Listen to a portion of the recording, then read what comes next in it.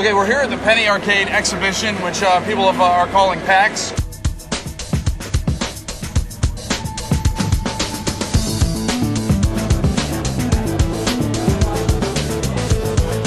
I've been walking around the show. I've been talking to people that were big fans of Dungeon Siege 1. Dungeon Siege 1 was a terrific game, and we worked very hard on it. But Dungeon Siege 2 wasn't just about GPG making a game that just got us excited. It's about getting our fans excited, about delivering on promises to them to give them what they want. So it's critical that we look at them, watch them play. We listen to their feedback. Looking forward to a nice, large environment, better monsters. Looking forward to the skill tree, more player customization. Punch right on through. Get a hold of me. We'll get you into the office for the playtest. It makes me realize that, on DS1 we did focus heavy on technology, and we knew we needed technology to make the game work. But it's great to see the guys focusing on the story and on the combat, the skill system, the power system, all the systems that we really would have loved to have developed in the first game. We've still got the same 4 types of characters that you had in DS1, melee, range, combat magic, and nature magic, so players of the first game will instantly kind of recognize that. But we've added a lot more depth within each of those characters. So on Dungeon Siege 2, we pretty much had a clean slate to be able to really get in there and kind of listen to fans and see what people wanted. The biggest things we wanted to do is we wanted to make the game more compelling. We wanted to give it a better story. The combat more engaged, so you had more choices and things to do. And You're just gonna gloss on story just like that? I've been chained to my desk for 3 months to a spreadsheet. Just one so Sarah's done a little bit of work on the story, I guess. It's important to find a good balance between story and gameplay. We wanted to make sure that there was plenty of action to whet the appetites of the gamer who just wants to get out there. But at the same time, we're making an RPG, so to stay true to what an RPG really means, a role-playing game, we wanted to provide a really good context for a story that players can really get into if they want to. So it's there for the players who really want to get into it. Yeah, a lot of the time it starts with a quest idea. Wouldn't it be cool if? Yeah, usually that conversation begins with, you want to do what? I mean, there are a number of technologies that are either new or improved in Dungeon Siege 2 that were not present in Dungeon Siege 1. There's a whole set of technology that's there to enable content creators to make more interactive sequences, to create more custom content faster. There we go. Yeah, there was a big switch from a graphic standpoint. I think people are going to really get jazzed. Like the fact that we've increased the visual quality across the board everywhere in DS2.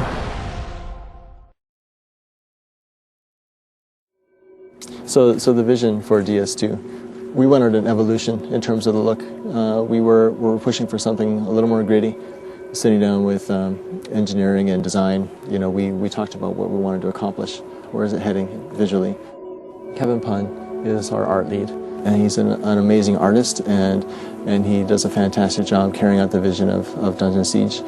Just really excited about the project so far. We want to have even lusher environments, kind of like a much more epic feel. We have a lot of artistic freedom to do what we like. I do a lot of the character design along with Scott. First, we start off with a basic drawing. Usually, we'll do a concept sketch of the character we're going to model. I usually scan them into the computer. It's basically the blueprint for the character. And from this blueprint, we can start painting on this bitmap. Well, this is basically the final model or mesh of the character I generated, but eventually I end up with something like this. Right here I have the mesh of the character, which is what you'll see in the game. The rig is what we actually animate to deform this mesh and to get the engine to see. This is all done over time, and it's basically just moving and translating these bones to get the desired effect or desired look we want.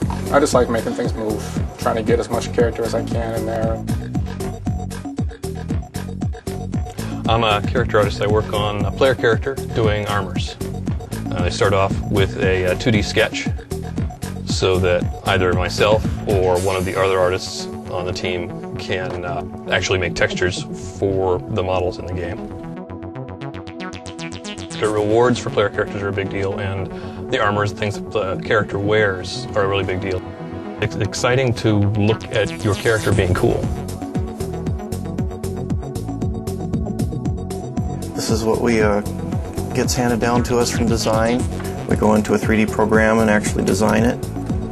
It's just a wireframe made of polygons. Once we're happy with that, it gets to a point where we actually put the artwork on. And then lighting gets added to it, and atmospheric effects like fog and light beams, as you can see there. And then all the foliage, and then of course the monsters. You want them immersed in the environment. You want them to really be absorbed and believe it. We like to put a lot of creative freedom in the hands of level design and art. We'll just kind of give a general idea of what's happening in the story, and then let level design kind of use their expertise to come up with the layout. This is Chris Burns. He's a level designer. He's going to show the process of getting nodes into the game and working with them in the level editor.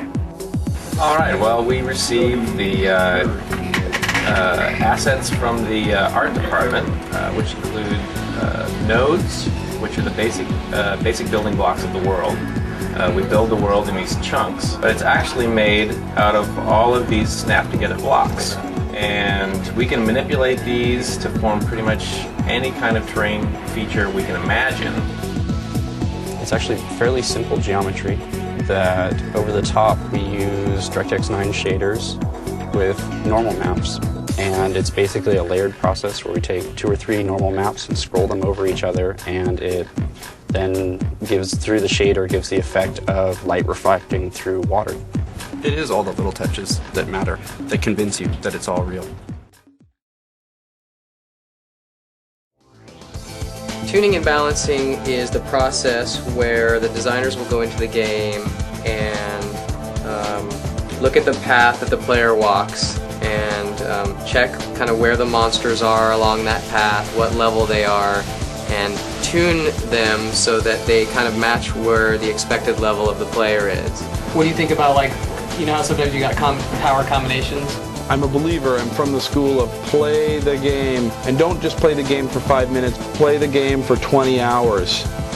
You want to get the answers? The answers is in play testing. Let's talk to some of the guys playing it, see what they think. It's a little bit different in the UI. Right. Some badass animation. Better enemy AI. Dungeon Siege! The gamer today is savvy. They're sophisticated. They understand what's good and bad visually. So you have to stay on top of it. You have to be playing games and watching movies and watching where the trends are going constantly.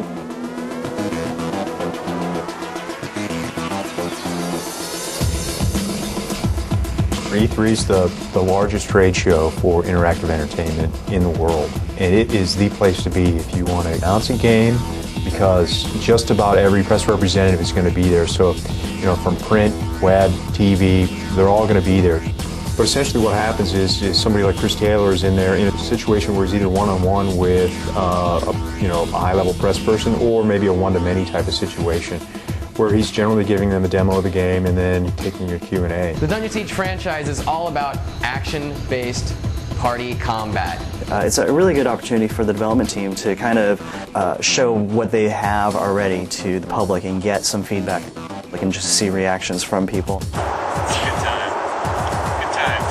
I'm always impressed with everyone who goes to E3 and puts in just all the effort, because it is just a lot of work, and a lot of these people who are working the show are artists or testers or designers, and they're not necessarily used to this type of environment or this type of development, and it's just amazing what they can do. This cutscene here is one of the beginning cutscenes that tells part of the introduction to the story. I really think people are starting to see that.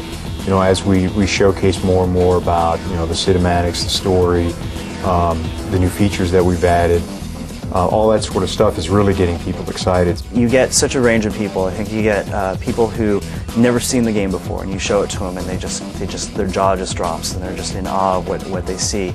You have people who are big fans of DS, and these guys, they just sit there at the booth and just play the game. It looks gorgeous. The engine's very powerful. It's very Yeah, I think that it's fair to say that when people play DS2, they are going to say, you know, wow, these guys have packed a lot more into this game than we really were expecting. That we thought, you know, hey, sequel, take it to the next level, just pack that sucker.